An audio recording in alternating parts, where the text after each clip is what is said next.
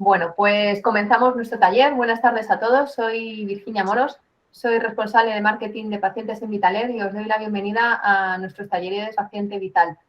Es una iniciativa que algunos ya conocéis del año pasado, que empezamos con esta iniciativa con un objetivo muy claro, que los pacientes de terapias respiratorias domiciliarias y sus familias tengan una buena experiencia con sus tratamientos. Y esto, entre otras cosas, pasa por tener acceso a una completa información sobre la patología y el tratamiento.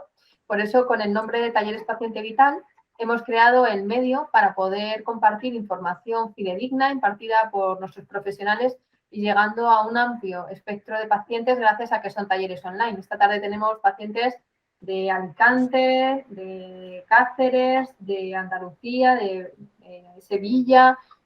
Así que esto nos lo permite precisamente, pues eso, el que sea un formato virtual. Además, esta tarde inauguramos nuestro ciclo de talleres 2022. Os remito a nuestra página web, vitalaire.es, en la sección de información.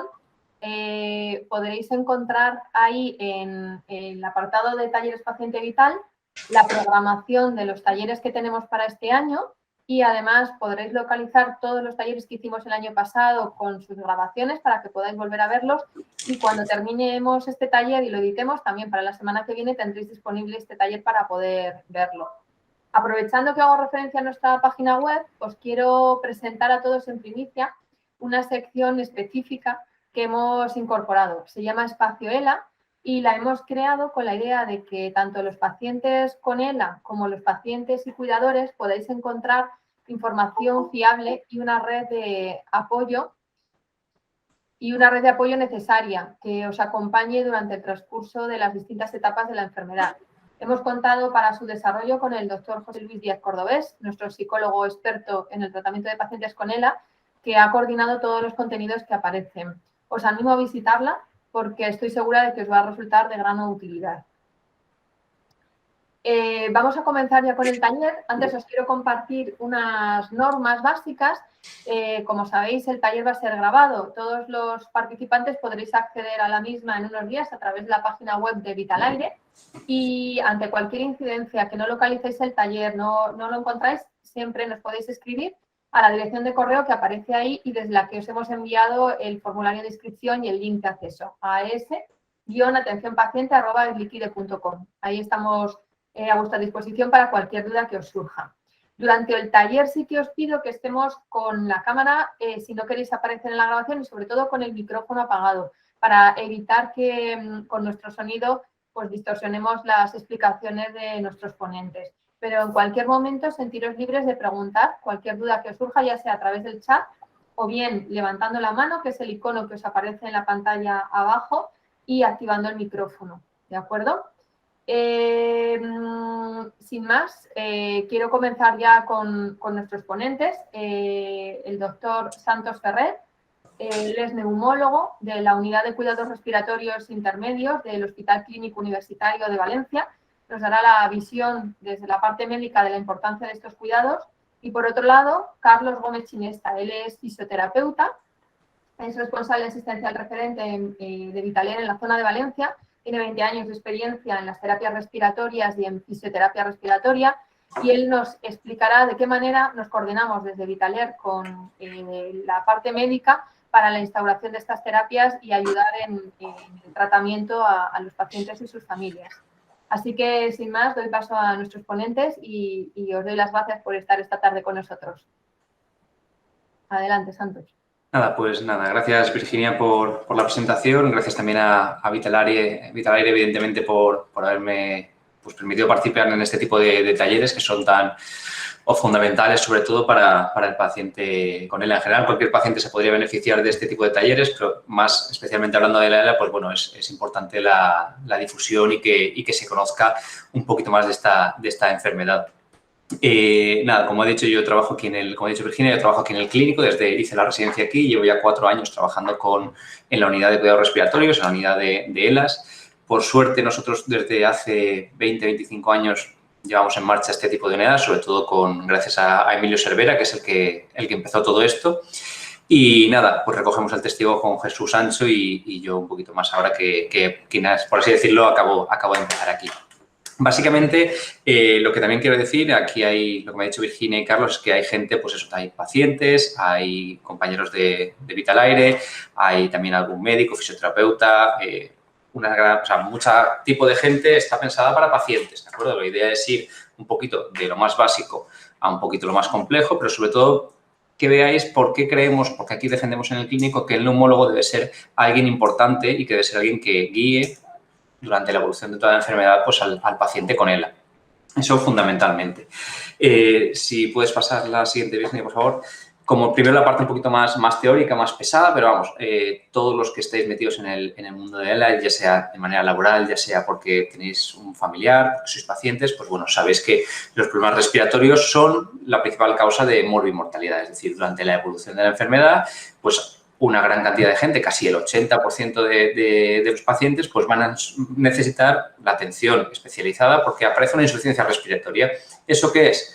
Que falta oxígeno en la sangre o que se retiene el carbónico, el gas malo de la sangre, que supongo que si sois pacientes esto os lo habrán comentado a lo mejor o tenéis que empezar a escucharlo.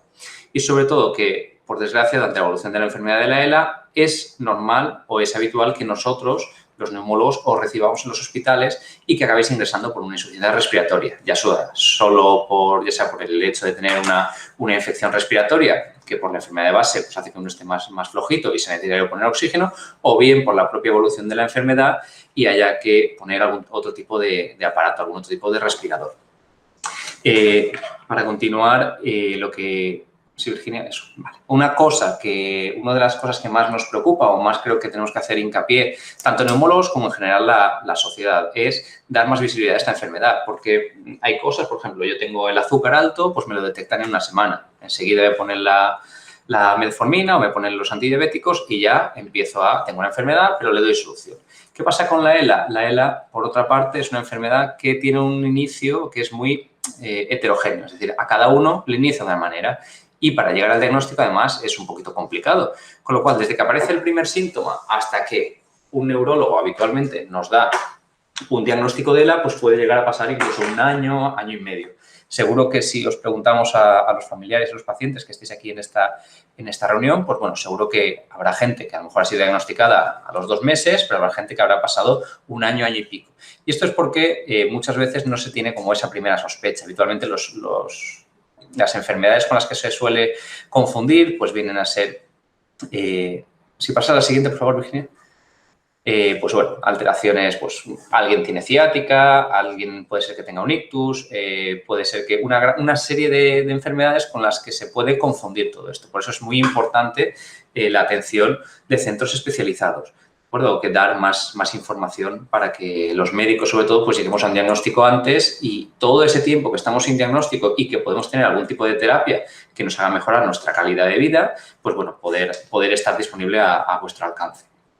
Otra de las cosas que hay que comentar es dónde me deben de ver, quién debe ser el neumólogo o por lo menos el centro es más especializado que me tenga que ver. Pues eso debe de ser, o desde nuestro punto de vista, que es lo que defendemos y además no solo porque nosotros pensemos así, sino porque además está recogido en la bibliografía, en la literatura médica, es que los centros terciarios, es decir, los centros terciarios o especializados en ELA, normalmente tienen mejores outcomes. Outcomes son mejor nivel de supervivencia, menos ingresos hospitalarios que no son necesarios hacerlos de manera ambulatoria, mejora la calidad de vida porque habitualmente ponemos unas medidas más específicas para el tratamiento y, sobre todo, un aumento de la supervivencia con una mejor calidad de vida. Esto queda demostrado por algún artículo que voy a poner ahora a continuación, que sobre todo esta parte de la izquierda, que es la gráfica, para la gente la voy a explicar muy sencillita.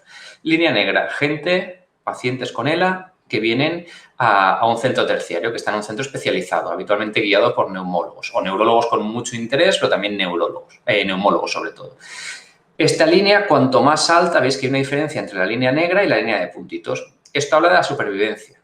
Cuantos más días avanzan, la supervivencia de los pacientes, la gente que tiene ELA, evidentemente va cayendo, pero la gente que ha acudido a centros terciarios, a centros especializados, se beneficia de una mayor supervivencia. Y lo que viene a decir aquí atrás, que hay mucha letra en esta parte de la derecha de la diapositiva, es que lo que os he dicho antes, menos ingresos, más supervivencia, mejor calidad de vida, los ingresos que se hagan, los ingresos que tengan lugar y que sean necesarios, aparecen menos complicaciones si estamos en un centro que habitualmente que maneje este tipo de pacientes frente a otros que no. Nosotros, por ejemplo, aquí tenemos de media unos 80, 90 pacientes por año. O sea, seguimos a unos 80, 90, 100 pacientes por año. Hay hospitales que no tienen este número de pacientes, pues ven 1, 2, 3 cada año. Entonces, claro, evidentemente, igual que yo si me pongo a ver diabetes, pues seguramente si veo diabetes no daré ni una y los outcomes que yo dé serán peores que un endocrino. Pues lo mismo pasa con la ELA y por eso los neumólogos debemos de formar parte de todo esto de manera muy, muy significativa. Empezando desde lo más básico, es una diapositiva que el doctor Cervera utilizaba mucho, que Emilio utilizaba mucho y es esto, muy básico. Lo que es evidente es que nosotros, los humanos, consumimos el oxígeno de la atmósfera, entra en nuestro cuerpo y nosotros producimos CO2. Estos son los dos gases que nosotros como organismo, estemos enfermos de ELA o no, tenemos que manejar para nosotros captar el oxígeno y nuestras células que puedan trabajar y el CO2, que es ese producto de desecho, sea excretado al exterior, ¿de acuerdo? Entonces, esto es básicamente lo que cogemos. Primero ese CO2. Si puedes pasar, por favor. ¿Vale? Ese oxígeno, a través de una serie de mecanismos, entra por la nariz, llega a la tráquea, llega a los pulmones y en esta parte del final, que son los alvéolos, es donde donde tiene lugar ese intercambio. Ese oxígeno que pasa del alveolo a la sangre, ¿de acuerdo? Y ahí ya para las células y que hagan todas sus funciones y por la otra parte del alveolo, que va a un vaso sanguíneo, pues recogemos ese carbónico y lo tiramos. Ese tirarlo haría el camino contrario, pasaría de los alvéolos a los bronquios a los pulmones, de los pulmones a la tráquea y finalmente lo expulsaríamos por la boca. Eso es lo que nuestro sistema respiratorio ha de hacer, ¿de acuerdo? Por lo tanto, lo que podemos hablar es que nuestra caja torácica se trata de un fuelle torácico, no es más que el típico fuelle que puede haber en una chimenea, ese es el concepto. Nosotros, nuestros músculos, trabajarán de una manera determinada para hinchar ese fuelle, coger el oxígeno y cuando cerremos el fuelle, sacar el carbónico. Ese sería el símil que yo creo que todos podemos comprender. Si hay alguien que tenga alguna preguntita, pues al final de la charla, después de que hable Carlos, pues lo comentamos un poquito más así. Entonces, ¿cómo nosotros trabajamos? ¿De acuerdo? ¿Quién es el encargado de que ese fuelle funcione? Pues en nuestro caso, los músculos de la respiración. Músculos de la respiración que básicamente... sobre todo en la inspiración, como sabéis, la respiración tiene dos partes. La inspiración, que es coger aire, y la expiración, que es soplar el aire, ¿de acuerdo? La parte inspiratoria es la que es una parte activa, la que parte que nuestro diafragma, que es el principal músculo que tenemos para la respiración, sobre todo para la inspiración, es el que trabaja. Ese diafragma, al contraerse, baja, ¿de acuerdo? Está aquí arriba y baja más hacia la tripa y ese cambio de presiones hace que el oxígeno, que el aire entre dentro de los pulmones para dar lugar a todo eso que hemos hablado antes.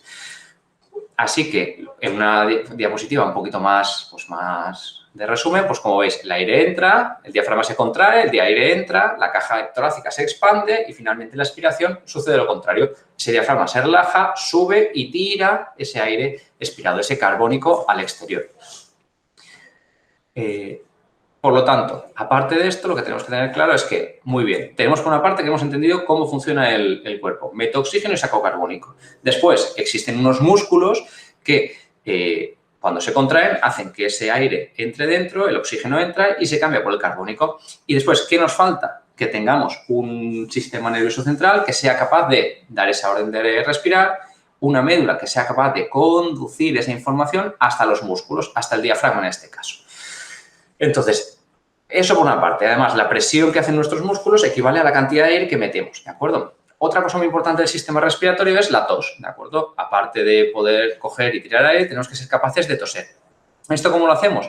Esto básicamente lo que hay dentro de los pulmones es una serie de estructuras que se llaman cilios que conforme... Si puedes pasar a la siguiente, Virginia.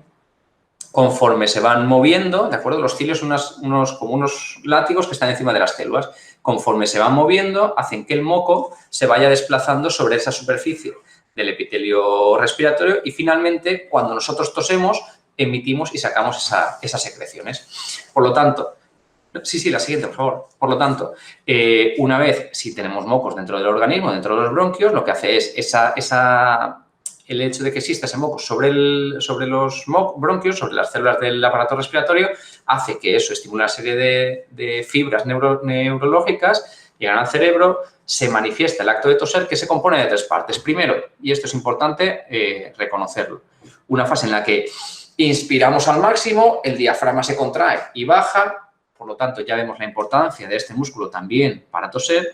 Una segunda fase en la que la garganta, la glotis, se cierra, también importante porque la gente con ELA que tiene afectada la garganta, este mecanismo va a estar afectado, ¿de acuerdo? Entonces, de manera normal, hincho el pecho, un momento cierro la garganta y hago fuerza con el diafragma que vuelve a subir y finalmente la garganta se abre y sale todas esas secreciones. Esto sería en una situación de normalidad, sin tener una enfermedad como la ELA. Por lo tanto, el aparato respiratorio nos va a servir para, aparte de meter el oxígeno y sacar el carbónico, nos va a servir para manejar las secreciones. Pero, ¿qué tenemos? Tenemos una situación y es que, como todos conocéis, o pues, ya sea por ser pacientes, ser familiares, ser cuidadoras, ser gente que está dedicada en este mundo a los pacientes con ELA, sabéis que los pacientes con ELA, aparte de esto, podéis tener una afectación de la garganta o una afectación vulvar, aparte de una afectación de los músculos esqueléticos, ¿no? Aparte de las manos, las piernas, el diafragma se va a ver afectado y la musculatura de la garganta también.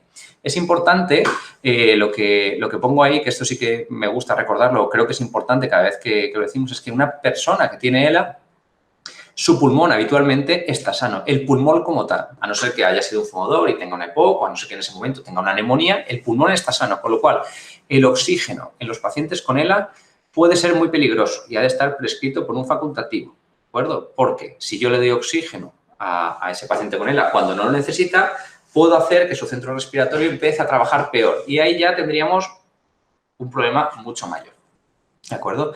Estos serían los principales problemas donde afecta la enfermedad de la ELA. Primero, a la siguiente, por favor. A la siguiente, Virginia, por favor. Eso. Tenemos un paciente, como habéis visto antes, está en la misma diapositiva que antes, pero que si tengo un diagnóstico de ELA, tanto la conducción como los músculos de respirar van a estar alterados, ¿de acuerdo? Y esto es, bueno, siguiente, por favor. Por lo tanto, va a aparecer lo que he comentado antes, dificultad para respirar, para coger y tirar el aire y dificultad también para toser. Normalmente, esta es una evolución de los pacientes con ELA. Como sabéis todos, es una enfermedad progresiva, ¿de acuerdo? De la cual actualmente no existe cura, pero sí que tenemos una serie de terapias que lo que hacen es mejorar la calidad de vida y alargar la supervivencia. Habitualmente en un paciente con ELA, esta imagen es extrapolable a otras enfermedades también crónicas degenerativas, es que la evolución va siendo de a poquito alargada, ¿de acuerdo? Se va progresivamente disminuyendo la capacidad, el nivel de salud y pueden aparecer varias cosas. Primero, un decline, una disminución de esa calidad de vida por la propia enfermedad, pero también pueden aparecer crisis, que habitualmente, cuando hablamos de la ELA, son crisis respiratorias, ya sean por secreciones, ya sea por debilidad de músculos respiratorios o ya sea también por el tema de disfagia que no trataremos hoy, ¿no? Esto es principalmente como evolución. Normalmente, siempre los médicos lo que queremos es curar, que es para lo que está más o menos enseñado o preparado un médico. Lo que siempre queremos es dar una curación. Pero, por desgracia, la ELA es una enfermedad que se llama huérfana, una enfermedad que tiene tiene poquitos casos diagnosticados, aunque poquitos casos diagnosticados, muchas veces las farmacéuticas tampoco andan detrás de este tipo de estudios de pacientes de tratamientos. Por lo tanto, lo que actualmente tenemos únicamente validado es el Rilutec, el Riluzol o el Teglutic, que eso, si puedes pasar a la siguiente, Virginia. Ahora hablamos del Teglutic. Sí, bueno, el Teglutic es la única medicación, es la medicación que está aprobada tanto por la FDA como la EMA, que son las agencias del medicamento, que ha demostrado beneficio en los pacientes con ELA, ¿de acuerdo? Sí que aumenta la supervivencia, pero como veis, está marcado ahí solo unos 3 meses comparando aquel paciente que toma Riluzol con aquel paciente que no lo toma. Por lo tanto, sabemos o vemos que esta mejora no es tan significativa. Obviamente son 3 meses, pero no es algo que nos aumente la supervivencia en años, por ejemplo. Como sí que lo hacen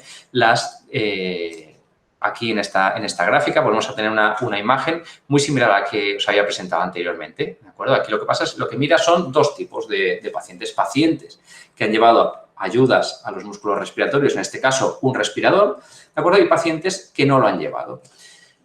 ¿Qué vemos? En azul, gente que ha llevado la ventilación no invasiva, que a muchos de vosotros la conoceréis, si no luego la nombraremos un poquito más y Carlos con su charla también la nombrará. ¿Qué pasa?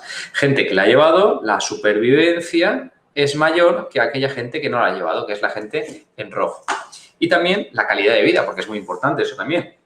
Yo puedo dar una terapia, pero si hace que yo esté todo el día cansado, sin ánimo, etcétera, etcétera, etcétera, eso también, pues a lo mejor nos planteamos, ¿vale o no vale la pena? Pues también se ha visto que la calidad de vida de la gente, de los pacientes que lleva esta ventilación, es mejor comparado con la gente que no la ha llevado.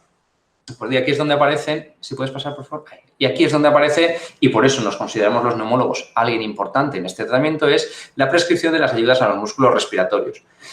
Una definición muy clara es las técnicas que se aplican o bien de forma manual o bien mediante dispositivos mecánicos que someten al tórax y al abdomen a una serie de cambios de presión en la vía aérea para asistir o sustituir una función muscular alterada. Y aquí es donde Vitalaire nos da el soporte, ¿de acuerdo? En la prescripción, en el dejar a los pacientes todos los aparatos que necesiten. Luego Carlos explicará un poquito mejor.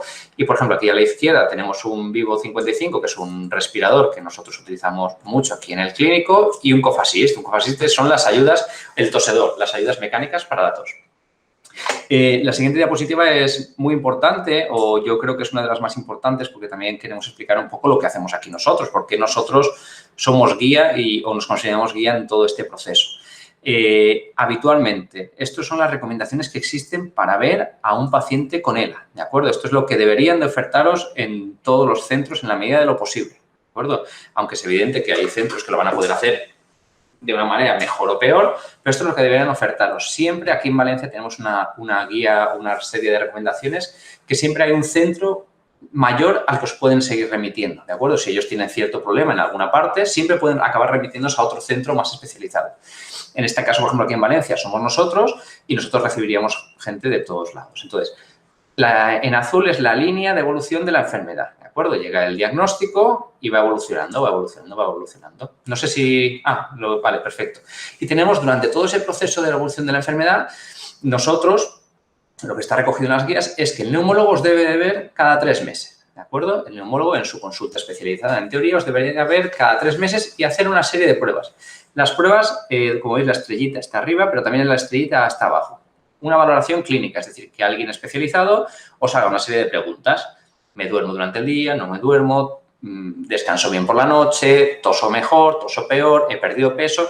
Lo que sea, una serie de preguntas muy específicas o más específicas en pacientes con enfermedad de ELA.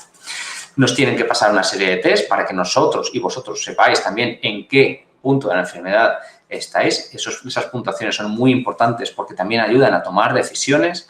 Una gasometría arterial, que es el pinchacito este en la arteria que duele tanto y que nos sirve para ver cómo está el oxígeno y cómo está el carbónico, nos ayuda a tomar decisiones, pruebas de respirar, y lo que estamos implementando aquí en el clínico es una ecografía diafragmática. En algún otro centro también lo hacen, pero este nos ayuda a saber cómo está de una manera más directa nuestro diafragma, el diafragma de ese paciente que viene aquí.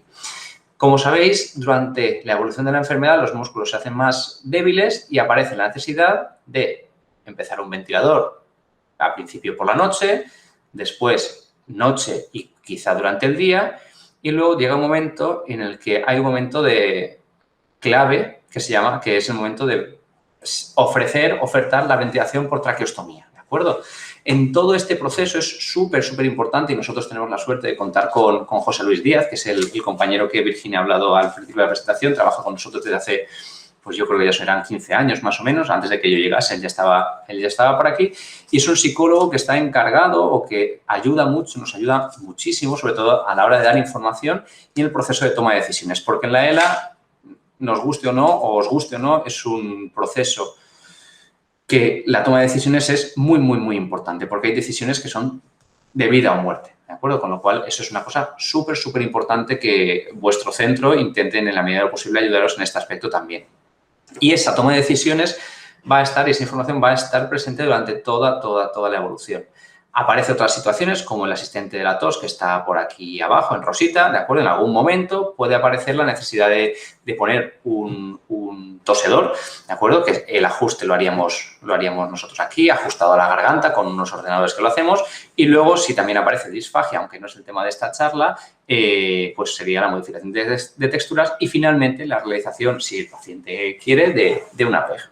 Muy importante también la comunicación, y con esto ya acabo esta diapo. La comunicación. Para nosotros es fundamental que no solo vengáis cada 3 meses, sino también que si en cualquier momento del proceso, en cualquier momento de vuestra situación, queréis decirnos algo, lo hagáis de una manera fácil y accesible. Y para eso tenemos habilitado un correo electrónico que tenemos todos los que estamos en esta unidad, pues todos en el móvil, y un teléfono de contacto directo con nosotros para solucionar cualquier problema.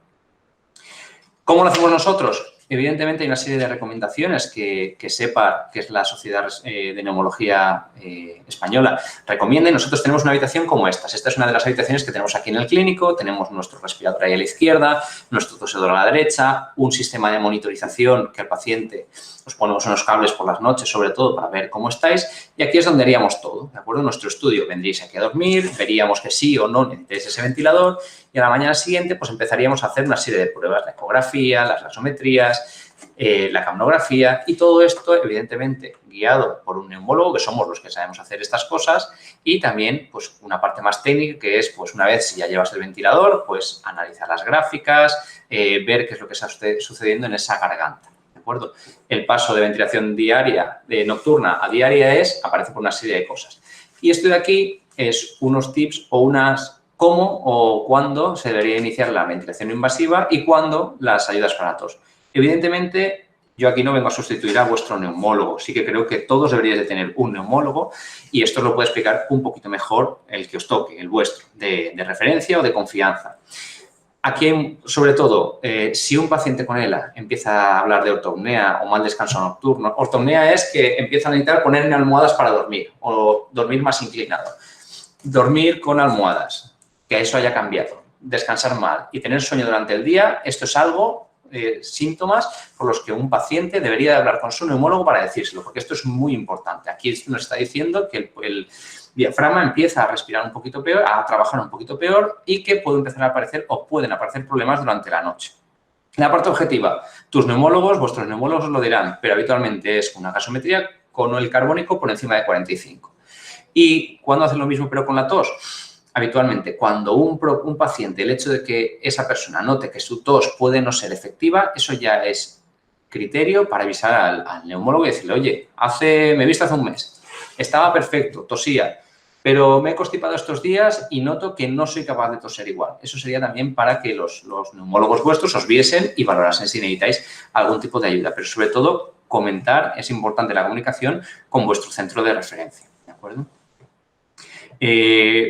Vitalaire aquí forma parte fundamental de todo esto, porque son los proveedores de los dispositivos, como he dicho antes. Sí que ellos hacen una labor muy importante a la hora de traer los dispositivos lo más rápido que pueden, dar máscaras que se ajusten al paciente, enseñar en casa y si hay algún fallo técnico, ajustarlo en domicilio. Aquí creemos, sí que es verdad que, bueno, como si no los habéis visto ninguna vez, pues esto es un respirador tipo, ¿de acuerdo? Sí que se han considerado los de soporte vital, los que debería llevar un paciente con ELA, sobre todo cuando ya lleva muchas horas el ventilador. Esto va conectado a un tubo y a una máscara. Y el Cough Assist del tosedor es lo mismo, un aparatito con unos parámetros que aquí veis. Va un filtro, va una tubuladura, va un enganche y va una máscara. Es importante este paso, ¿eh? Este enganche de aquí debería estar entre la máscara y el circuito y el filtro al final. ¿De acuerdo? Aquí sí que creemos que los neumólogos somos los que tenemos que hacer los cambios, ¿de acuerdo? Eso sí que lo pensamos aquí en el clínico, que los cambios, aunque depende del sitio, pues se puede hacer de alguna otra manera, los cambios tanto en los ventiladores como en las máscaras, como en los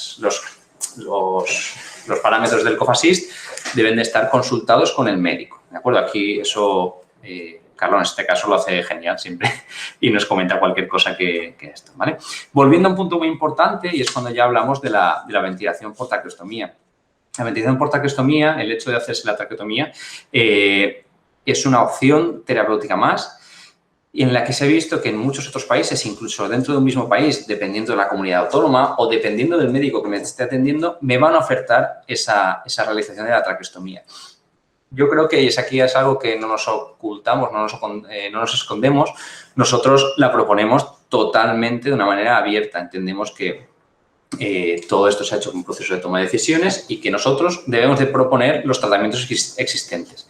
Ya hace unos años, ¿pero qué significa la traqueotomía? La traqueotomía, como muchos sabréis, pues bueno, no deja de ser un procedimiento invasivo en el cual se abre una nueva vía, ¿de acuerdo? Aquí en el cuello, entre los anillos de la tráquea, para poder ventilar mejor y para poder movilizar las secreciones. Sobre todo cuando aparece una gran debilidad aquí en la garganta de los pacientes con ELA, pues esta sería una de las opciones quirúrgicas que nos quedan, de tratamiento que nos quedan. Una cosa importante es que la ELA no se detiene por el hecho de llevar la tráqueo, simplemente es más fácil ventilar, más fácil entrar el oxígeno y sacar el carbónico y más fácil mover las secreciones. Estos son los criterios típicos para proponer la realización de la traqueotomía, pero lo más importante es que el paciente decida si se la quiere realizar o no. Si puedes pasar, por favor. Aquí lo que decía antes, no nos escondemos aquí en el clínico, somos gente que siempre hemos estado a favor de proponerlo, no a favor de la tráqueo, no hacerla por hacerla. Me refiero al hecho de que al paciente se le da a ofertar cualquier tipo de terapia y que lo que hemos visto, gracias sobre todo a José Luis, que ha trabajado mucho con esto, es que el hecho de llevar una tráqueo ni empeora ni mejora mi estrés ni mi ansiedad, ni del paciente ni del entorno. Es evidente que sobre el entorno hay una carga mayor porque hay una serie de habilidades que sobre todo el entorno ha de aprender, pero que la gente no rechaza la tráqueo por el hecho de hacerse la traqueotomía, por el procedimiento, sino por lo que yo voy a obtener después, ¿de acuerdo? Por ese estado de salud posterior. Hola. Si puedes pasar, por favor, Virginia. Sí, un segundito que voy a silenciar a Patricia, que se ha incorporado y tiene el micro activado y si no, no nos oímos. Ya está, perdona. Nada, aquí es lo que estaba diciendo. De aquí lo que nosotros siempre hacemos entender cuando hablamos de esto o cuando vamos a alguna charla o damos algún curso de formación, etcétera, es que un paciente trasplantado al año tiene una supervivencia del 82%, pero un paciente con ELA y traqueotomizado casi del 80% al año, ¿de acuerdo? O sea, no es por supervivencia solo, es por lo que puede acarrear el hecho de hacerse la traqueo, porque la enfermedad no se detiene, ¿de acuerdo? Eso sí que es importante remarcarlo. Estos son estudios que tenemos, sobre todo los dos últimos por parte de aquí de Jesús, de Emilio y sobre todo de José Luis Díaz, que es el psicólogo, como habéis podido escuchar, y es, bueno, el impacto emocional que tiene sobre los pacientes. ¿De acuerdo? Que sí que hay una mayor carga sobre el cuidador, pero que la gente se volvería a hacer la traqueo, tanto los pacientes como los familiares lo dicen. Si puedes pasar. Y luego, una cosa que preocupa más, pero que nosotros también hablamos de una manera muy abierta con los pacientes y sobre todo gracias al psicólogo, es que siempre debemos de actuar en función de los deseos del paciente. Cuando hablamos de traqueotomía, también de si el paciente quiere o no quiere la PEG, quiere o no quiere la ventilación. Pero la traqueotomía ya es un momento muy difícil, digamos, muy final de sí o no, ¿de acuerdo? De dicotómico. Entonces, aquí interviene lo que es el concepto de calidad de vida personal del paciente. Si yo entiendo que mi vida tiene sentido estando pudiendo salir a la calle y cuando, etcétera, pues a lo mejor puedo hacer una traqueo si eso se mantiene. Legalmente, ¿qué podemos hacer? El hecho de hacerse la traqueo no significa que para toda la vida deba de llevar una traqueo. Hay maneras legales, que esto aquí se ha escurrido de la diapositiva, hay maneras legales de hacer una retirada. No tiene por qué ser eutanasia, ¿de acuerdo? Cuando hablamos de una traqueotomía se puede hablar de una retirada del soporte vital, ¿de acuerdo? Y esto lo hacemos en unas condiciones muy especiales, o también de aquel paciente, que también lo han solicitado ya algunos, hemos tenido un caso, el hecho de la ley de eutanasia que se ha hecho efectiva hace unos meses y que también ahora podéis acogeros a ella y que nosotros como médicos pues deberíamos de poder responder a todos vuestros deseos como derechos del paciente.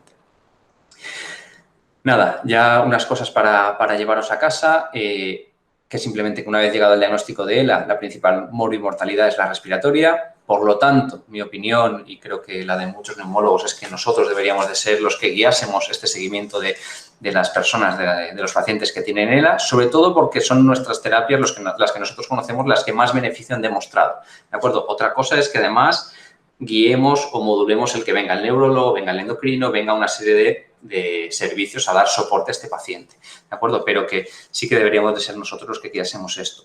Evidentemente, la comunicación y la empatía entre el equipo médico y el paciente y el entorno, sobre todo los familiares, es fundamental para dar una atención de calidad y centrada en el paciente, que es lo que defendemos aquí.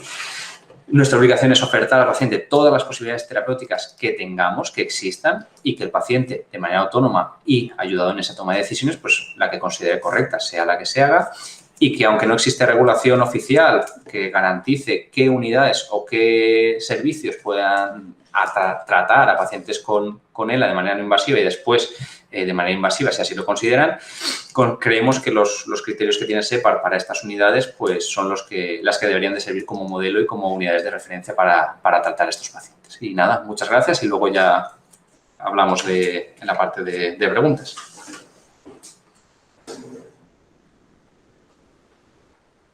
Muy bien, muchas gracias Santos por esta lección magistral que nos has dado y que creo que ha quedado súper claro todos los conceptos médicos que necesitan saber nuestros pacientes.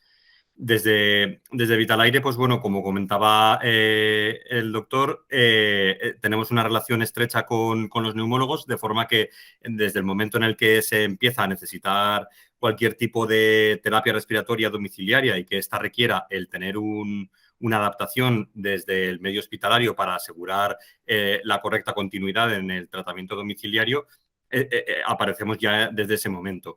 Para Vitalaire, el concepto del paciente frágil en ventilación mecánica es algo que, pues bueno, son para nosotros como los pacientes que más mimados, entre comillas, los que les damos un mayor cuidado y en los que centramos mucha energía para poder, porque pues bueno, esas terapias respiratorias domiciliarias son realmente los pulmones del paciente o esa capacidad de toser o esa forma en la que se pueden eliminar esas secreciones acumuladas.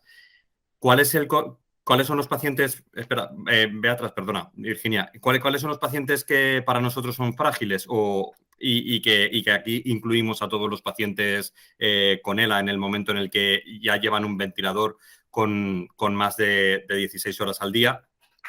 O los pacientes que realmente, aunque no tengan esa dependencia, sí que hay una consideración especial por parte del prescriptor o por parte de nosotros, del personal de atención domiciliaria, las personas que cualquier cese en el uso del ventilador pueda suponer un inmediato deterioro en la salud del paciente y que pueda desencadenar en un resultado fatal, aunque no lleven tantas horas al día la ventilación. Como comentaba, para nosotros estos pacientes siempre intentamos, pues eso, tanto por prescripción médica como por protocolos internos nuestros, un paciente que lleva más de 16 horas la ventilación va a tener siempre un ventilador principal, que es el que va a llevar, pero va a tener siempre un ventilador de socorro que va a estar totalmente programado exacto, igual que el ventilador principal, para que en cualquier momento que sea necesario poderlo utilizar, antes de que nosotros podamos llegar a resolver cualquier tipo de avería, lo tengan presente. También van a tener un AMBU, que va a ser un resucitador que bueno, nos hemos encontrado algún caso de socorro que con el AMBU, yendo por la calle, si se ha estropeado el ventilador que lleva el paciente ha podido sobrevivir gracias al AMBU y a las instrucciones que se les ha dado para poderlo utilizar. Los pacientes que salen pues llevan también una bolsa de transporte específica en la que garanticemos que el equipo está totalmente funcionando de una forma correcta, en la que la entrada de aire es la adecuada, que no se está pinzando ningún tipo de circuito ni ninguna conexión, ¿vale? Y una batería externa. Las baterías, todos los equipos de soporte vital llevan unas baterías internas que nosotros recomendamos que sean las que se utilicen solamente en caso de fallo de suministro eléctrico, ¿vale? Pero suministramos también unas baterías extras, ¿vale? Unas baterías que las tienen que llevar y que van acopladas al ventilador y que son las que tienen que llevar cuando salen de casa.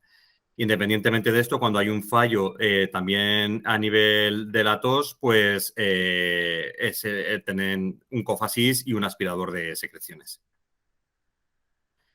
Pues bueno, como comentaba, desde el inicio de la ventilación, pues tenemos esa relación estrecha en las que llevamos ya el equipamiento para que se termine de adaptar y que haya un paso correcto desde los dispositivos de uso hospitalario a los domiciliarios y que el paciente ya salga totalmente adaptado con el dispositivo que va a llevar directamente al domicilio.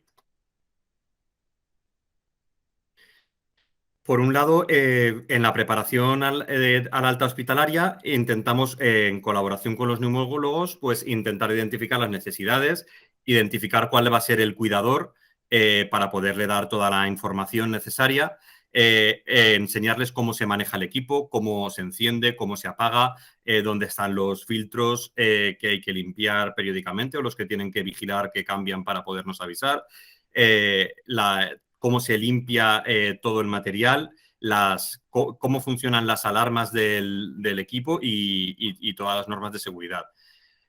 Y sobre todo, pues enseñarles también cuál es nuestra vía de contacto para cualquier incidencia que tengan, pero también indicarles que nosotros no somos urgencias, que si necesitan cualquier cosa que no sea relacionada con el equipo o que haya una emergencia vital, lo ideal es que se pongan en contacto con su centro prescriptor o con el centro médico más cercano. Cuando el paciente está ya en casa, desde el primer día pues ya vamos contactando con ellos para verificar que todo lo que había en el hospital lo saben conectar en casa de forma correcta, que disponen del material adecuado, que están haciendo un buen uso de todo ese material y concertamos una visita en casa para resolver todas las dudas que tengan, para valorar que realmente hay una buena adaptación a esa ventilación y sobre todo pues para ir resolviendo los posibles efectos secundarios que puedan surgir y que nos comentan y que nosotros trasladamos al médico para buscar las mejores soluciones y que se pueda llevar la terapia de la mejor forma posible. Una vez ya pasado este tiempo, nosotros hacemos un seguimiento continuo en la que como mínimo una vez al mes contactamos con el paciente y verificamos que, pues por un lado, que el equipo funciona correctamente, que se activan las alarmas correctamente, que facilitamos el material que se necesita y valoramos un poco si hay necesidades distintas, si hay cambios en la terapia o cambios por un aumento de dependencia. Y ya digo, aunque los pacientes tienen contacto directo con los neumólogos, nosotros también ahí insistimos para que lo sepan cuando existen estos cambios. Incluso podemos muchas veces cuando se nos solicita el descargar el equipamiento, o sea, el de descargar la memoria que tiene el equipo de cómo está funcionando para que el neumólogo lo pueda ver y así evitar visitas médicas innecesarias o incluso ingresos. ¿Cuáles son los elementos que componen la ventilación y que suministramos? Pues bueno, por un lado está el equipo, el ventilador, que es el dispositivo que va a generar el flujo de aire y las presiones de aire que nos ha prescrito el médico. Generalmente suelen ser unos equipos de binivel avanzado que a lo mejor en las fases iniciales de la ELA, pero en las que cuando hay un aumento de dependencia pasan a ser un ventilador mixto con unas características pues esto de batería interna y que son considerados soporte vital. Además del ventilador está el circuito, ¿vale? Que es el tubo que nos va a unir el ventilador con la interfase, es decir, con la conexión al paciente. Y hay distintos tipos de circuito. Generalmente, desde el hospital ya sale el paciente adaptado con ese tipo de circuito, pero sí que es importante que sepamos bien cuál es el tipo de circuito que necesitamos y luego en otra diapositiva más adelante lo explico mejor, porque sí que hay pacientes que han empezado a lo mejor con otra terapia y pueden tener a lo mejor mascarillas o interfaces que puedan tener en el domicilio y que a lo mejor les resultaban más cómodas que las que llevan ahora, pero que no se pueden intercambiar. La interfase sería, pues eso, el sistema de acceso a la vía aérea. Pues bueno, puede ser la mascarilla, que puede ser con o sin fuga, que ya digo, esto lo explico ahora un poco más adelante. El arnés que va a sujetarnos esa mascarilla para que no se nos caiga. En el caso de cuando hay traqueotomía, pues la canula traqueal y el accesorio a la conexión. Y en muchos casos también, pues cuando la ventilación no es 24 horas, pero sí que es necesaria muchas horas al día, se nos prescribe para que el paciente lleve un sistema por pipeta, por pieza bucal, en la que se puede ir administrando ese aire y esas emboladas y que le están dando al paciente una mayor autonomía y el liberar un poco lo que son las presiones de los puntos de apoyo. Existen también una serie de complementos, ¿vale? Que también están pautados y prescritos por el médico y que nosotros a lo mejor en algún momento podemos sugerir que se puedan utilizar, pero que al fin y al cabo es el médico el que nos lo va a decir, que serían pues, todos los sistemas de humidificación, ya sea el humidificador calentador o el intercambiador de calor-humedad. Generalmente a todos los pacientes se les coloca un filtro antibacterias y, como comentaba antes el doctor, cuando además de la ELA existe otras complicaciones respiratorias que requieran oxígeno, pues el oxígeno suplementario.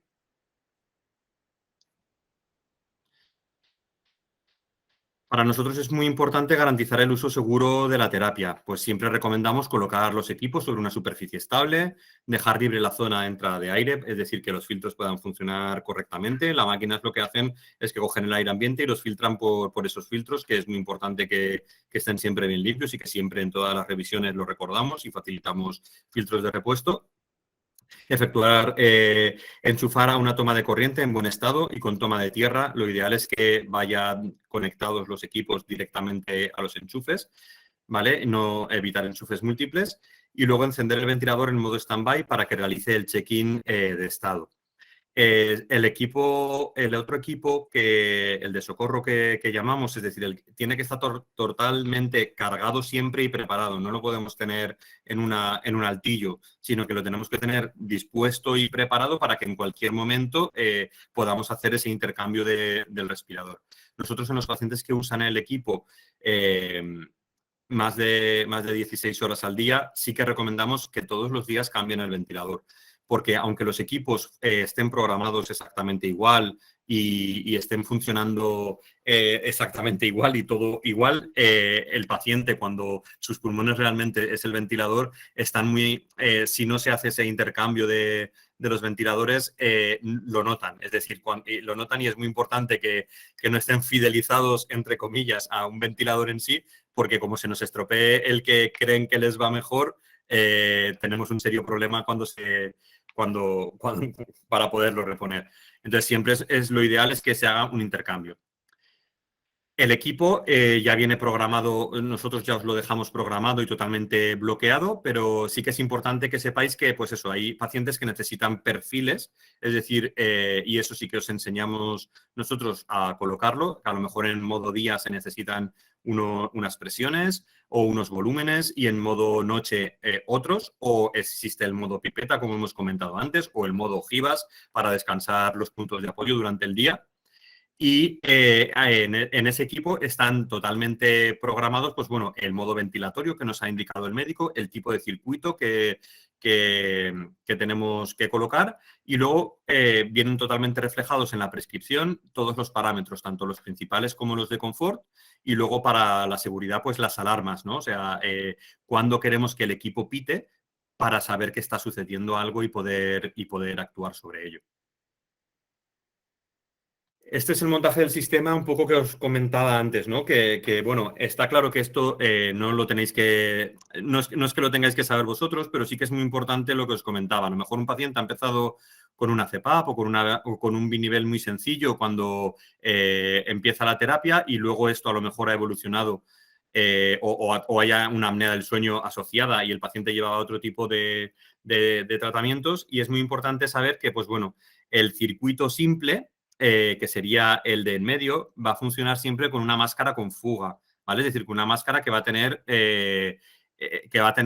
unos agujeritos por los que va a salir el aire, o con una piececita que va a hacer que por ahí salga aire, ¿vale? Es decir, ese circuito simple que llamamos tiene que ir con una mascarilla con fuga, mientras que un sistema en el que sea doble rama o un sistema en el que haya una válvula externa en el propio circuito, como sería en el primero, ¿vale? Ahí en la parte derecha hay una válvula, ¿vale? Eso requiere que haya una mascarilla que no tenga fuga, es decir, que sea de codo azul, ¿vale? Por eso hay distintas mascarillas y está un poco este código, ¿no? O sea, cuando hay una válvula propia en el circuito, nos vamos a colocar siempre una mascarilla azul, o sea, que tenga esa pieza azul y que no va a haber fuga en la mascarilla. Esa fuga va a estar controlada por la válvula del propio circuito. Con respecto al acceso no invasivo, que sería pues cuando no hay traqueotomía, aquí generalmente hay efectividad de los músculos respiratorios todavía y una capacidad de toser más o menos conservada. Estas mascarillas pueden ser con o sin fuga intencionada y hay una variabilidad de tamaños y modelos. Pueden ser nasales, oronasales, ojivas, bucales, pipeta, facial o total o de casco, ¿vale?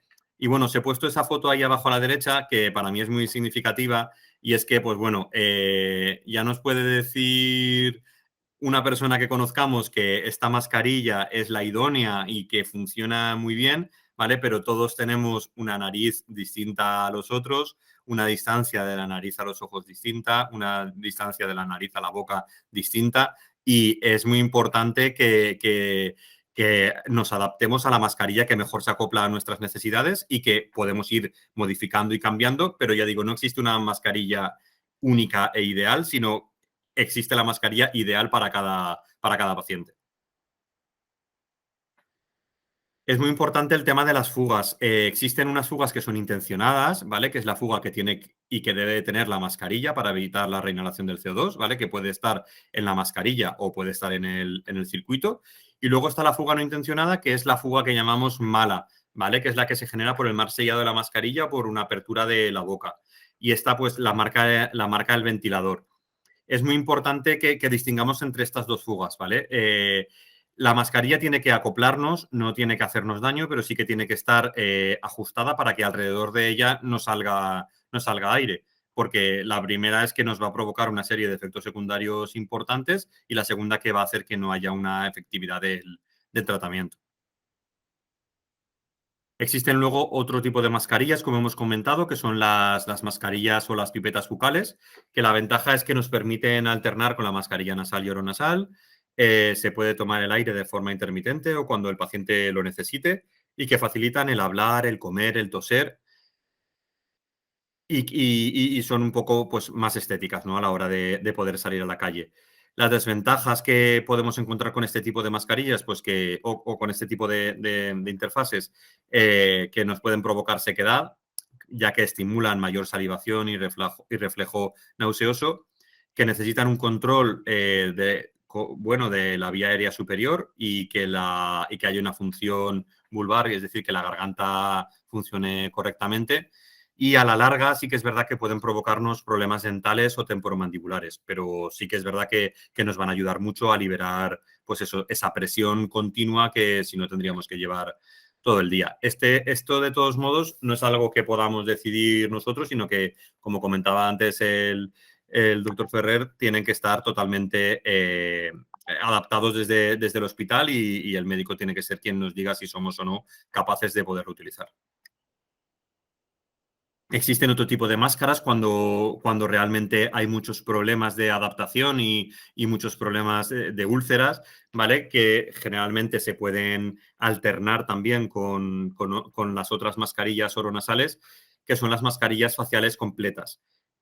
Sí que liberan el apoyo del puente nasal, necesitan una menor necesidad de cooperación, puesto que pues bueno, los puntos de apoyo además son en zonas más rígidas y que nos van a molestar menos. Pero bueno, que se utilizan, pues eso, en pacientes que generalmente utilizan la ventilación ya a las 24 horas del día y que tienen muchas molestias con otro tipo de máscaras. Como desventaja, pues pueden provocar claustrofobia, se puede tragar parte de aire, también algo de conjuntivitis, porque, pues claro, los ojos están incluidos en el sistema y que hay un mayor espacio muerto. ¿Vale? El médico también tiene que ser totalmente conocedor de que se lleva este tipo de máscara porque hay que tener en cuenta que hay una peor eliminación del dióxido de carbono. Pues bueno, cuando todas todo el acceso no invasivo no funciona y hay un peor manejo de secreciones, hay afectación vulvar y sobre todo cuando el paciente ha dado su consentimiento para realizarlo, como comentábamos antes, existe el acceso invasivo, ¿vale? Que serían pues las cánulas que se colocan y los conectores para poder conectar la ventilación. La ventaja un poco es que mejoran la movilidad y la comodidad del paciente, ya que pues, no llevan nada apretándoles en la nariz ni nada apretándoles en la boca, facilitan la aspiración de secreciones pero pueden interferir en la deglución y la fonación y pueden aumentar muchas veces los riesgos de infección, y hay que tener un poco más de una serie de cuidados.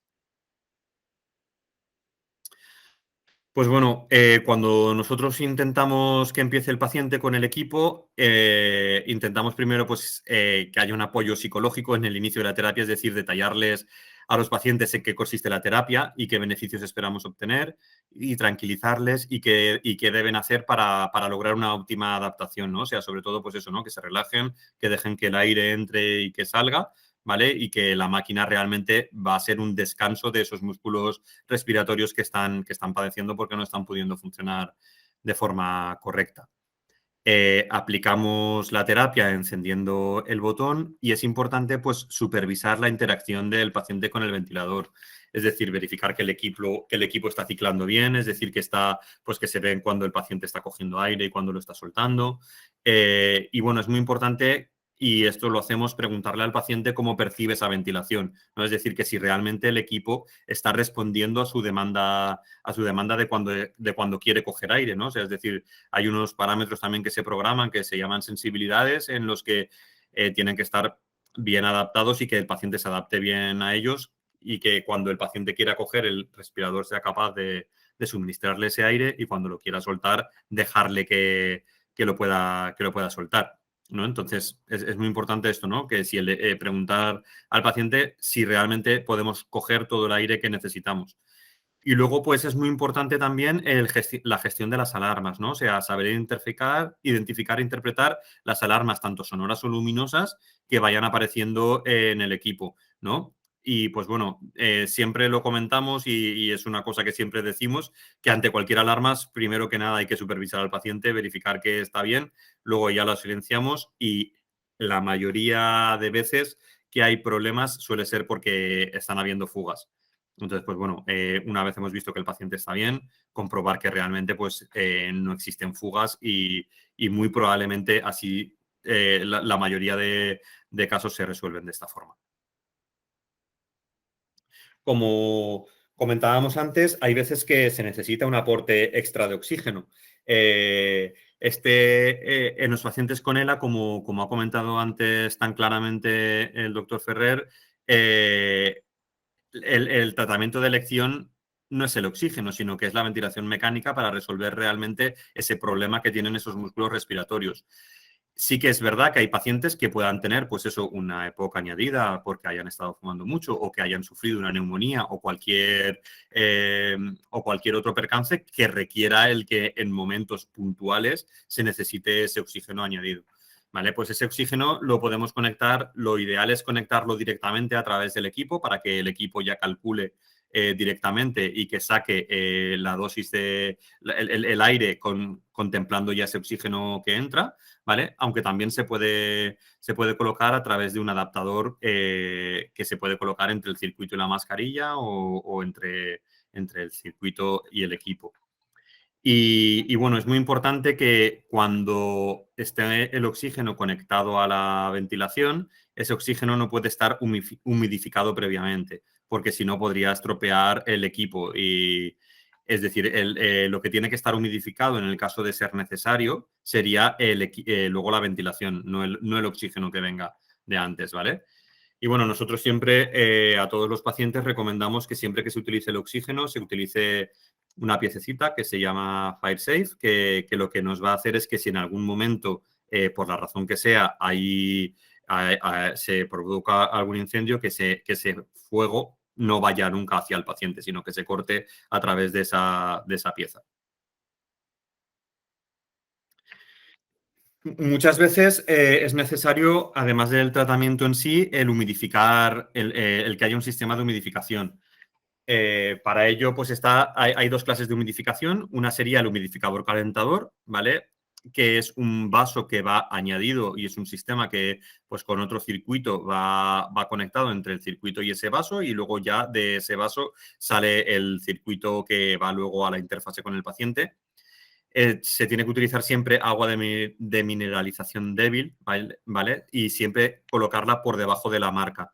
Todos los días hay que desechar el agua sobrante, y volverla a rellenar cuando se vuelve a utilizar. No es bueno que ese agua quede ahí estancado, porque, pues bueno, ese agua estancada no va a dejar de ser un nido de bacterias. Es importante ajustar el nivel de humedad y de calor. Tiene que ser confortable, pero es recomendable que sea el menor posible, ya que pueden haber problemas de condensación. Para cuando hay problemas de condensación, se puede utilizar un circuito con trampa de agua, o lo ideal es colocar lo que es el humidificador en un plano inferior al circuito, para que haya, por la propia gravedad, cuando suben las gotitas de condensación, vuelvan a bajar y no vayan directamente hacia el paciente. Es importante aquí también que coloquemos siempre el filtro antibacterias o antivírico que llevan los equipos, que lo coloquemos antes del vaso humidificador, ¿vale? Porque si lo colocamos después, la propia humedad que haría salir de ese sistema nos iba a dañar ese filtro y va a provocar que la ventilación no sea correcta. En los pacientes que llevan traqueotomía, o sea, el humidificador calentador lo podemos colocar con cualquier tipo de pacientes, ya digo, siempre consensuado con el médico y cuando consideremos que sea realmente necesario. Pero existen también para los pacientes cuando llevan la traqueotomía unos intercambiadores de calor y humedad, ¿vale? Que funcionarían como si fuera una nariz artificial, es decir, lo que harían sería un poco calentar ese aire que entra y humedecerlo, para que no se provoque esa sequedad que pueda provocar también un aumento y un espesor de las secreciones. Estos intercambiadores se colocan solamente en pacientes con traqueotomía. Nunca se puede colocar de forma combinada el humidificador calentador y ese filtro intercambiador de calor-humedad, porque estaríamos haciendo una doble humidificación que no sería buena para el paciente. Es verdad que algunos filtros de estos, además de tener esa propiedad de intercambiar el calor y la humedad, son bacteriológicos. Y bueno, pues hay que desecharlos cada 24 o 48 horas o antes si se han llenado de secreciones o visualmente han cambiado de coloración. Es decir, estamos viendo que se ha podido acumular humedad. Existen diferentes tamaños y capacidades en función también de la ventilación del paciente, con lo que tiene que ser algo también un poco consensuado con el médico y adaptado por ellos. Y bueno, lo ideal es eso, que aunque existen de distintas formas, utilizar siempre los de menor resistencia posible para asegurarnos de que la ventilación que sale del equipo llega mejor al paciente. Con respecto al tema de las baterías, pues bueno, como comentábamos antes, los equipos que llevan los pacientes con ELA son equipos que llevan unas baterías internas, pero es muy importante que tengamos en cuenta que esas baterías internas son solamente para cuando se va la luz y tienen que estar realmente en unas buenas condiciones y no habiéndolas utilizado en exceso, para que cuando sean totalmente necesarias, que no tengamos luz eléctrica por la razón que sea, puedan funcionar. Lo ideal es descargarlas y cargarlas periódicamente. Por un lado, para que funcionen de una forma correcta y por otro lado, para que nosotros realmente podamos conocer qué autonomía tienen, ¿vale? Es importante también que tengamos informada a la compañía eléctrica de que el paciente tiene una ventilación claro, que no puede estar mucho tiempo sin estar la luz desconectada porque esa ventilación está siendo la respiración del paciente. No obstante, ya digo, los equipos que normalmente instalamos tienen unas baterías internas que duran mucho y las baterías externas también. O sea que siempre, o sea, va a ser muy complicado que esto no suceda, pero bueno, sí que no está de más que hagamos esa consulta con nuestra empresa de hidroeléctrica. La prioridad en la descarga siempre es que primero se descarga la batería externa, ¿vale? Para mantener siempre esa batería interna. Y cuando empezamos a cargar, aunque esté conectado tanto el equipo como la batería interna, primero se va a cargar esa batería interna, ¿vale? Para asegurarnos siempre esto y después se va a cargar la batería externa.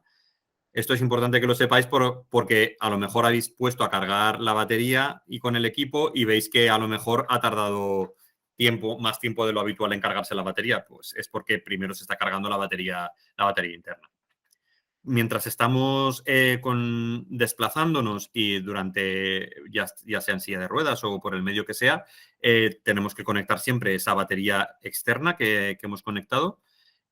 Siempre tenemos que conectarla y desconectarla con el ventilador apagado, ¿vale? Para asegurarnos de que no se va a reiniciar y de que no va a hacer nada raro el equipo mientras está funcionando. Y pues bueno, fuera del domicilio siempre es importante que llevemos el equipo dentro de una bolsa de transporte específica, ¿vale? No sirve cualquier mochila, sino que tiene que ser una que os facilitemos nosotros, que asegure el correcto funcionamiento del equipo, como comentábamos antes. Tenemos que estar conectados también a la batería externa y lo ideal es que siempre nos llevemos o el segundo ventilador o por lo menos el AMBU, ¿vale? Para que, porque si nos falla cuando estamos fuera de casa el otro ventilador, poder dar respuesta. Lo mismo que es importante llevar algún fungible de repuesto, porque es verdad que en el ascensor a la hora de salir se puede chafar el circuito o puede haber cualquier percance y bueno, pues en esos casos lo que menos nos interesan son sorpresas. Con respecto a lo que sería la higiene de mantenimiento de los equipos, pues bueno, limpiar semanalmente la superficie externa con un paño húmedo con agua y jabón neutro, no mojar nunca los equipos ni sumergirlos en agua y no emplear detergentes corrosivos ni alcohol. Con respecto a los circuitos, pues limpiar semanalmente con agua y jabón neutro la parte externa del circuito, ¿vale? Es muy importante, sobre todo en los que llevan válvula, no mojar el interior, ¿vale? Y no manipular nunca ni mojar la válvula aspiratoria del circuito porque va a hacer que no funcione correctamente. Con respecto a las mascarillas, pues sí que hay que hacer una higiene diaria porque todos tenemos grasita en la cara y esa grasa se va acumulando en la mascarilla y si no, esa mascarilla conforme se va llenando de grasita lo que hace es que hace que haya un peor sellado y que no acople bien. Entonces todos los días le pasamos una toallita o un paño húmedo para quitar esa grasita propia de la cara y luego como mínimo una vez a la semana hay que limpiarlas con agua y jabón neutro y dejar secar, ¿vale? Incluidos los arneses de sujeción. Igual en verano y tal, o dependiendo del número de horas que se utilice, hay que lavarlo más a menudo, ¿de acuerdo? Y luego, pues es importante secarlo siempre antes de su utilización. Con respecto a los que son los filtros que llevan los equipos, suelen haber dos filtros, uno negro y uno blanco. El blanco no se debe de mojar. De hecho, cuando limpiamos el negro hay que esperar a que se seque o escurrirlo bien antes de ponerlo en contacto con el otro para que no se moje. Y con respecto al negro, pues limpiarlo semanalmente con agua y jabón neutro o antes, si vemos que, pues bueno, en domicilios a lo mejor en los que hay chimenea o en domicilios en los que, pues bueno, si hay muchas horas al día que están las ventanas abiertas y están cerca de un sitio en el que pasan muchas cosas, pues hay que lavarlos más a menudo. Y cambiarlos cuando están deteriorados y secarlos bien, como digo, antes de reutilizarlos, sobre todo cuando van a estar en contacto con el filtro blanco. Y luego el filtro bacteriológico o antivírico y los intercambiadores de color o humedad, pues hay que cambiarlos periódicamente o cuando veamos que estén deteriorados, es decir, cuando haya condensación de agua, un cambio en la coloración de la membrana, ¿vale? O cuando nos diga el fabricante. Pero estos filtros no deben de nunca mojarse, ¿de acuerdo?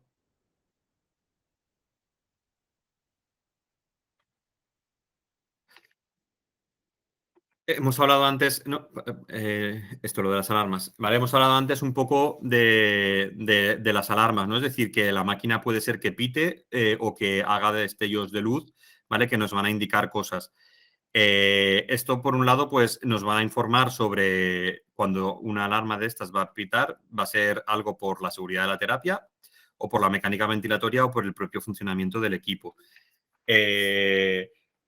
Una de las grandes problemas es, o sea, es cuando nos pone desconexión accidental, es decir, esa alarma significa pues que se ha desconectado el equipo de la mascarilla o que están habiendo tantas fugas que el equipo no es capaz de compensarlas y nos sale generalmente eso, suele aparecer baja presión, ¿vale? O desconexión.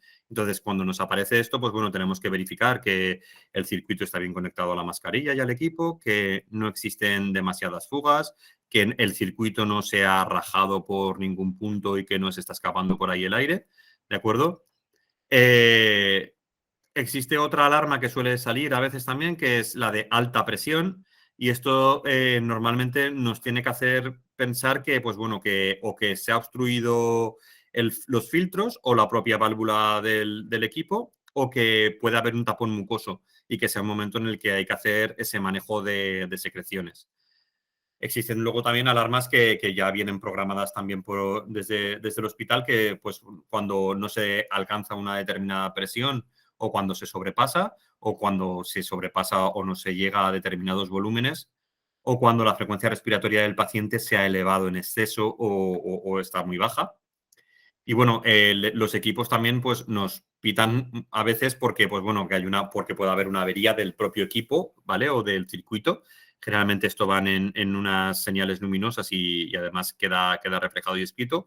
O que el estado de la batería interna no sea el adecuado o cuando hay un fallo de suministro eléctrico, ¿vale? Cuando cambia de la corriente eléctrica a lo que sería la batería interna o a la externa, también suelen pitar.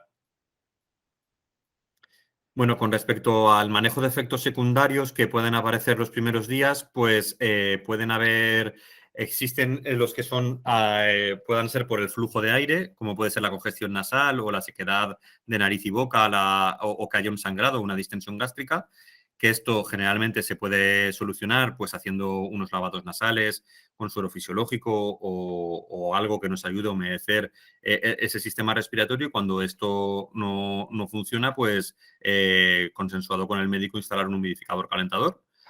Pueden haber problemas de la mascarilla, que son como los más frecuentes, que puede haber pues eso, un eritema facial, una incomodidad, calor, claustrofobia o que haya una úlcera por presión. Y bueno, pues hay determinados parches que se pueden colocar para que esto no suceda. El intercambio de mascarillas o de interfaces para hacer que no estén siempre esos mismos puntos de apoyo llevados a cabo, o otro tipo de mascarillas con siliconas o geles que nos puedan acomodar mejor.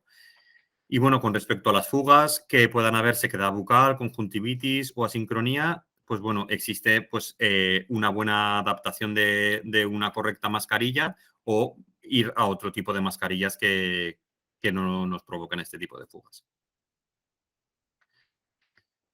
Os quería comentar simplemente, ha hablado el doctor Ferrer del Cofasis, ¿vale? Del tosedor, del asistente de tos, y bueno, os quería dar simplemente unas pinceladas del aspirador de secreciones que creo que muchos de vosotros, en el momento en el que hay un problema de secreciones, pues también tenéis. Y es una técnica invasiva para la extracción de las secreciones acumuladas en la vía aérea y que funciona por medio de succión, y se puede realizar a través de nariz, de boca o de faringe.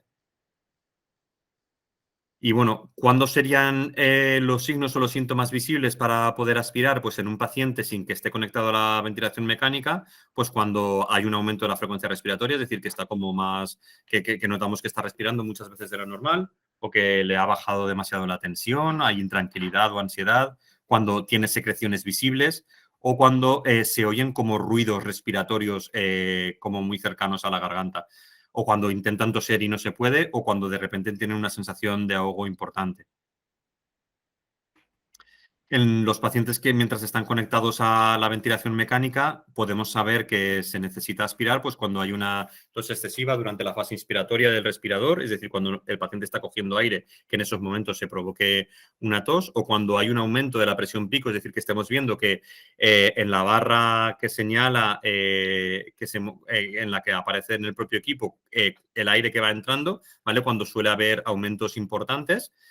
O cuando vemos que hay una desadaptación del enfermo con la ventilación, es decir, que vemos que no hay una buena correlación, que el paciente quiere coger aire y el equipo no le deja. Cuando hay una disminución de la saturación de oxígeno o cuando aumenta o cuando nos aparece esa alarma de alta presión que comentábamos antes, o cuando vemos que en la propia conexión de la traqueotomía hay secreciones. Y bueno, con respecto a lo que sería la monitorización, es decir, el pulsioxímetro, este nos sirve para ver la saturación de oxígeno y la frecuencia cardíaca y la amplitud de pulso. Y los factores que pueden influir en una mala lectura y que a lo mejor puedan hacernos ver que algo no está funcionando bien y que a lo mejor no nos está dando la medición correcta, pues sería el correcto y el incorrecto alineado de los sensores. Cuando las uñas están pintadas, ¿vale? O hay pigmento sobre el dedo, o cuando las manos o los dedos están muy fríos, o cuando el paciente tiene mucho movimiento de las manos, ¿vale? Ahí está, puede ser momentos en los que no nos esté dando una lectura correcta. Y bueno, para finalizar, simplemente pues que quería comentaros que si tenemos distintos tratamientos prescritos y sobre todo, pues eso, ¿no? Si esto lo tenemos que combinar con unos broncodilatadores, unos mucolíticos, que el orden, la secuencia correcta para manejar esas secreciones sería, pues, primero abrir las vías respiratorias, aplicar un broncodilatador. Ya digo, esto siempre que lo tengamos prescrito, ¿vale? O sea, no que lo tengamos que utilizar siempre, pero que si lo tenemos prescrito, el orden correcto es este. Primero aplicar un broncodilatador para abrir bien los bronquios, después un tratamiento fluidificante con el nebulizador, con un mucolítico, realizar luego las técnicas de movilización de secreciones, la fisioterapia respiratoria, si la tenemos indicada, pautada y la sabemos realizar, y luego aplicar, pues eso, primero el Cofasis para aproximar bien esas secreciones y, por último, el aspirador de secreciones para poder sacar ese moco. Si tenemos un tratamiento antibiótico o antiinflamatorio también que tomamos por vía inhalatoria, es importante realizarlo una vez hemos limpiado de moco, ¿vale? Para que así pueda llegar mejor al árbol bronquial. Y con esto termino. Bueno, muchísimas gracias a los dos, a Santos y a Carlos. Creo que nos habéis dado unas explicaciones clarísimas sobre la importancia de estos cuidados y cómo poder llevarlos a cabo luego con los pacientes en el domicilio y demás. Y bueno, nos quedan 10 minutos. Yo quiero dejar este tiempo para que nos preguntéis dudas que os hayan surgido, cualquier pregunta. Aprovechad ahora que tenemos aquí a nuestros ponentes que nos pueden ayudar. Ya os digo, a través del chat o directamente quitáis el mute al micrófono y podéis intervenir.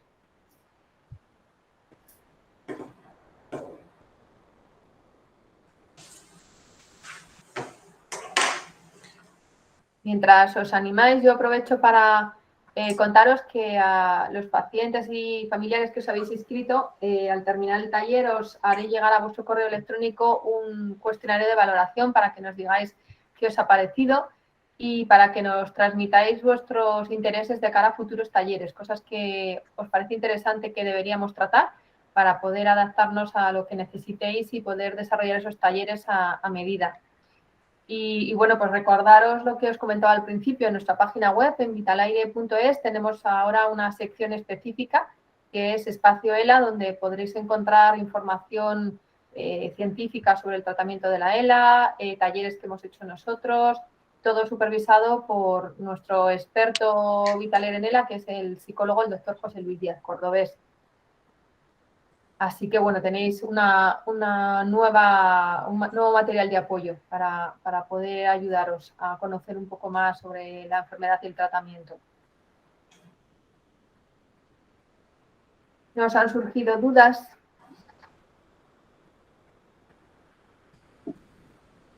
¿O comentarios que os ha parecido el taller, ya que os tenemos aquí? ¿Os ha gustado? ¿Os ha parecido interesante? ¿Os ha resultado fácil seguirlo? ¿Demasiado complicado?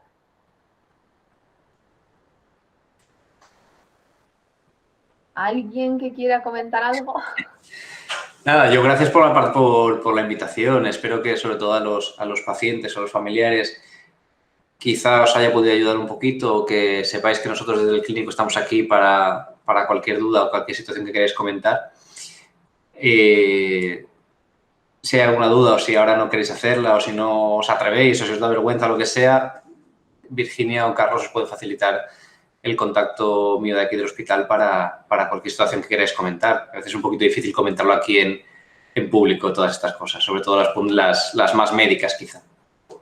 Sí, yo voy a poner en el chat el correo al que nos podéis escribir ante cualquier duda que os surja y os pondremos en contacto con Santos o con Carlos para que os ayuden a resolver las dudas. Ahí lo tenéis. Yo, mientras se lanzan, sí que me surge una duda y aprovecho para plantearosla. Es verdad que en el clínico tenéis una unidad de referencia en ELA y entonces desde cualquier parte de España es posible que deriven o al menos se pueda hacer una consulta con vosotros y que se puedan asesorar los pacientes. ¿Cuál es la vía para gestionar esto de mejor forma? No, habitualmente sí que nos han llegado pacientes, obviamente de la Comunidad Valenciana sí que sí que vemos tanto de Alicante como de Castellón. Gracias, María Ángeles, que antes te he visto el comentario para Carlos y para mí. Sí, nada, básicamente contactar con nosotros a través del correo nuestro de aquí de la unidad, que tenéis disponible en internet, y si no, ahora a través de Virginia o de Carlos. Contactáis, nos mandáis un poquito el caso clínico y luego realmente simplemente sí que os llamaríamos para comentarlo y decidir cómo nos vemos, si de manera telemática, si presencial, simplemente con tener un SIP, nosotros aquí podemos darle un número de historia de aquí del hospital y ya cuadrar una fecha. Y hacer una valoración normal, como un paciente que fuese de aquí de la calle de al lado, vamos, por así decirlo. Vale. Eso no es problema, vamos, eso lo hemos hecho. Gente de Madrid ha venido, gente de Murcia, gente de Albacete, de Galicia, bueno, gente que era de Galicia que finalmente se volvió a marchar para Galicia. O sea, que esa opción es posible. Genial, porque yo creo que la mejor unidad o los mayores especialistas de ELA sois vosotros ahí en este momento, ¿no? En España, digo. Aquí en Valencia sí, en España hay sitios en los que se hace muy bien también, pero sí que es verdad que creo que en ELA la unidad del clínico pues es referencia, eso sí, creo. Bueno, creo no, sí, lo somos, la verdad. La modestia cuando toca, pero en este momento hay que reconocerlo. Nos escribe José María diciendo que le ha gustado vuestras exposiciones, que directas e interesantes. Gracias, José María. Gracias. Quería añadir que yo estuve con el doctor Cervera, estuve en él hace unos 10 años, y entonces me gustó mucho y conocí también a Sancho. A usted no, porque la verdad que hace 10 joven, José 10 años no estaba. Hombre, de referencia en el clínico de referencia en la ELA, vale, sobre todo en lo de la traqueotomía. Ahí es donde a mí me llamó la atención que el doctor Cervera había dado en España un paso hacia adelante para la indicación de traqueostomía. Luego, unidades de ELA en España hay muchas y buenas. Sí, eso. La de Valencia puede ser de referencia del clínico para la Comunidad Valenciana. Pero ahí sí, pero no para España, con todo mi aprecio y valoración tanto a Cervera como a Sancho, ¿no? Sobre todo a Cervera. Es decir, que cada uno trabaja a su forma y la verdad que lo que llama la atención es que hay grandes unidades de personas muy dedicadas. Nosotros yo estoy jubilado, pero sigo asistiendo a la consulta multidisciplinar de ELA que tenemos en el Hospital Macarena. Es una consulta que la realizamos un día a la semana por la tarde. Le dedicamos 5 horas y vemos a 4 o 5 pacientes. Y es decir, en realidad los pacientes ven al neumólogo, ven al neurólogo, ven al endocrino y ven al rehabilitador, sobre todo especialista en disfagia, junto con enfermería, ¿no? Es decir, que es un paso muy importante que se ha dado. Eso es lo que quería decir. En los últimos años la enfermedad, como dice José María, pues han aparecido unidades en varios puntos de España, muy buenas en atención. Sí que creo que, como bien ha dicho José María, la parte de la traqueostomía, estos cuidados un poco más invasivos y la parte no invasiva, sobre todo aquí en Valencia, yo creo que somos un muy buen centro. No dudo que haya otros buenos también, ¿eh? Pero sí que por suerte se ha difundido más este tema y cada vez aparecen más centros con una potencia muy buena. Bueno, nuestro centro está en funcionamiento desde el año 2003. No digo y que los últimos años, sino que llevamos 18 años, ¿eh? Sí, digo 18 que años. Han ido creciendo muchos y que se está poniendo un poquito los neumólogos, aparte de que haya centros que lleven pues 18, 15, 20 o lo que sea, como otros clínicos, otros centros, pues está dando cierta importancia y eso es bueno para los pacientes, claro, que es lo fundamental, vamos, básicamente. Exacto. Muy bien, gracias por tus comentarios, José María. Yo la zona de Sevilla no la tenía nada controlada. Y ahí Vitaler no prestamos servicio y no lo conocía, así que gracias por el comentario. De nada. Bueno, pues yo creo que si no tenéis ninguna duda, vamos a cerrar aquí el taller. emplazándoos eso a que sigáis pendientes de las nuevas convocatorias que anunciaremos a través de la página web, que tenemos previstos varios talleres, sobre todo enfocados más al apoyo emocional, que es lo que solemos tratar nosotros en el caso del paciente ELA, pero bueno, ahí tendréis información sobre los mismos. Así que muchas gracias a todos por haberos unido esta tarde y iréis teniendo noticias nuestras. Gracias. Hasta luego. Hasta luego. Gracias a ti. Gracias a todos, enhorabuena. Muchas gracias, enhorabuena. Gracias, hasta luego. Gracias. Gracias. Chao. Chao.